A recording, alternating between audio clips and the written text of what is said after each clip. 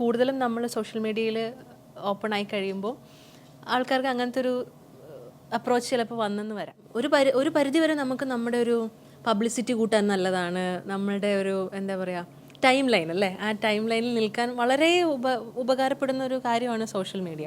എനിക്ക് പേഴ്സണലി അറിയാവുന്ന ഒത്തിരി സുഹൃത്തുക്കൾ അതിനു വേണ്ടി തന്നെ ഭയങ്കരമായിട്ട് പ്രഷർ എടുക്കുന്നതും ഞാൻ കണ്ടിട്ടുണ്ട്. PR ഒക്കെ ഉണ്ടാവില്ലേ നമുക്ക് കൂടെ, അങ്ങനത്തെ ടീമൊക്കെ ഞാനും ഒന്ന് ശ്രമിച്ചു നോക്കിയതാണ്.